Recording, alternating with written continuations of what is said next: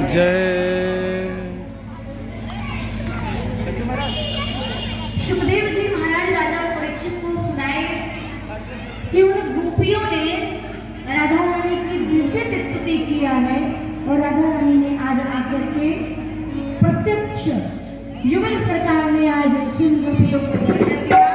वृंदावन पुनः प्राप्य नमो तुष्ट करुणीमय। राधा रानी ने आज अपने प्रेम का विग्रह का दर्शन कराया और गोपियों ने कहा राधा रानी से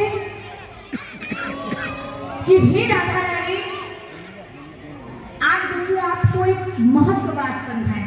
ये राधा रानी की और कन्हैया की जो कथा चल रही है, श्रीमद् भागवत में सुखदेव जी बताए हैं कि इनका विवाह हुआ था। आप लोगों को शायद पता हो नहीं पता हो तो सुनिए। भगवान श्री कृष्ण जब 6.5 महीना के थे तो राधा रानी 1.5 साल की। राधा रानी बड़ी है और कन्हैया छोटे हैं। तो इनका विवाह कराने वाले ब्रह्मा जी थे। ब्रह्मा जी ने इनका विवाह कराया। इस घटना को कोई नहीं जानता है। इस घटना के साक्षी केवल ब्रह्मा जी। भगवान कन्हैया का विवाह भांडीर वन में ब्रह्मा जी ने पूरी रीति के साथ कराया। विवाह की जो वैदिक रीति होती है, उस वैदिक रीति से भगवान कन्हैया का विवाह राधा रानी से कराया। कन्हैया 6.5 महीना के थे। बोले जब विवाह के मंडप में भगवान बैठे तो भगवान की आयु 16 वर्ष की हुई और राधा रानी की आयु भगवान कन्हैया से और बड़ी हुई। ये कथा हमको क्या सीख देती है? हमने कथाएं बहुत सुनी, सब सुनते हैं। टीवी पर आप ये चैनल भी देख रहे हैं जो कन्हैया का रासलीला दिखाते हैं, हाँ या नहीं? तो आप उसे ही सही मानते हो कि वही सही है, लेकिन वो गलत है। अब यहाँ पर प्रेम में कितने अक्षर है? बोलिए, 2.5 अक्षर है।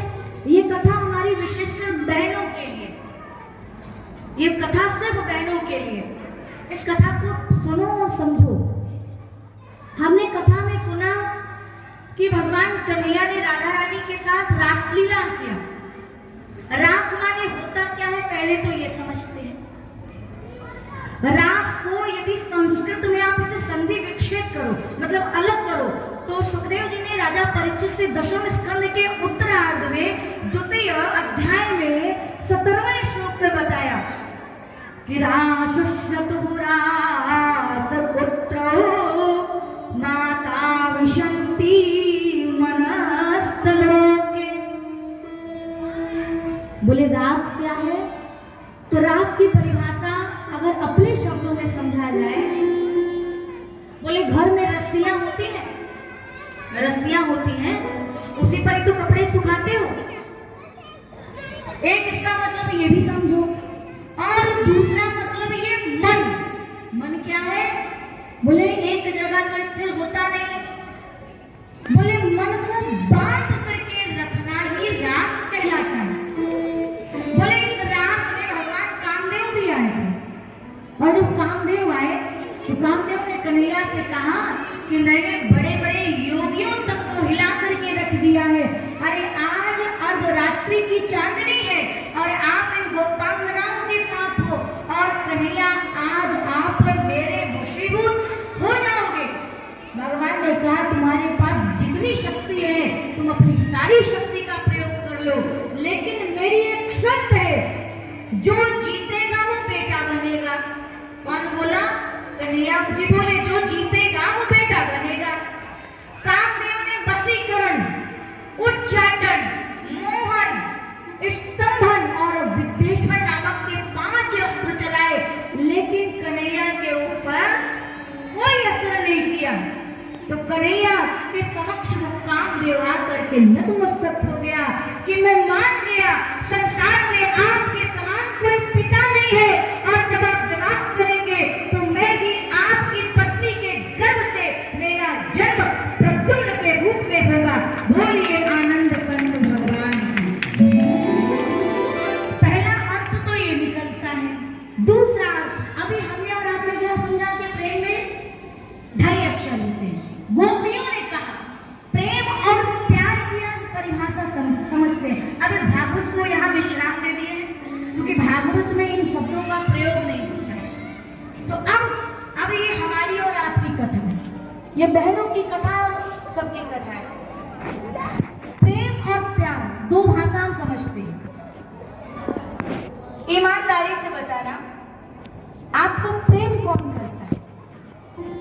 बोलो, कौन करता है? जानते हो? माता, पिता और गुरु।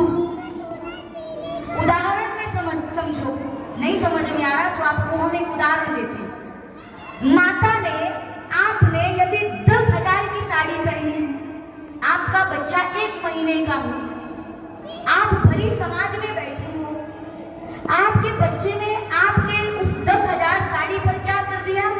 गंदगी कर दी। एक उदाहरण में समझो, गंदगी कर दी, तो क्या आप उस साड़ी को फाड़ करके फेंक दोगी या उस बच्चे को काट दोगी? क्यों? साड़ी साफ करोगी? क्यों करोगी? क्योंकि आप उस बच्चे से प्रेम करती हो और उस लाए हुए कपड़े से आपको स्नेह है, क्योंकि ये हमारे पति ने दिया है और ये हमारे पति का ही प्रसाद हमारा बच्चा है, इसीलिए हमें दोनों प्रिय है। इसको क्या कहते हैं? बोले इसको प्रेम कहते हैं। माँ बच्चा 1000 गलती करता है, माँ डांटती है, चिल्लाती है, फिर भी अपनी छाती से लगाती है। पिता डांटता है, धमकाता है, लेकिन फिर भी प्रेम करता है। गुरु पढ़ाई के लिए मारता है, डांटता है, लेकिन फिर भी चाहता है कि अरे उसका बच्चा उत्थान करे। तो इसको क्या कहते हैं? प्रेम कहते हैं। इसी को प्रेम कहते हैं। बोले प्यार क्या है?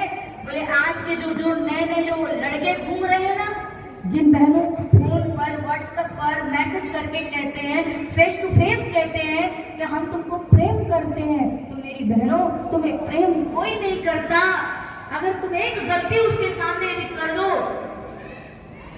उदाहरण में एक सीधी सी बात समझो, वो आपसे भी प्रेम का दिखावा करता है और दूसरी जगह भी वो प्रेम का ही नाटक करता है। बोले इसको प्रेम नहीं, इसको प्यार कहते हैं। और प्यार की भाषा इस शरीर की हवस होती है और कुछ भी नहीं होता है। और कभी भी इसको कन्हैया की रास लीला मत कहना, ये सरासर भगवान का अपमान है। भगवान ने रास लीला नहीं किया, भगवान ने यहाँ कामदेव को उल्टा टांग दिया कि देख मेरे सामने भी तू नतमस्तक है, इसीलिए मैंने शर्त रखी जो जीतेगा वो बेटा बनेगा। तो कामदेव हारा तो क्या बना? भगवान कृष्ण का बेटा बना। और उसी वृंदावन में आज भगवान श्री कृष्ण की जय जयकार हो रही है। और हम सभी लोग एक बार गोविंद का, राधा रानी का नामोच्चारण करते हैं। आज की कथा को हम यही विश्राम देंगे और कल